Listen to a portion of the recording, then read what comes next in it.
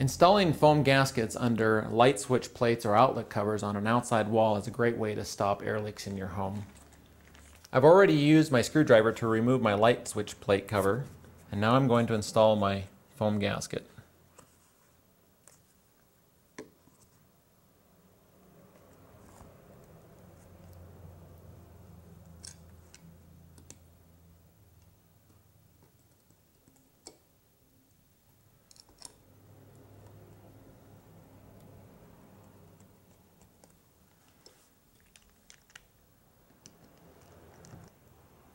Now follow this procedure for your outlet covers also.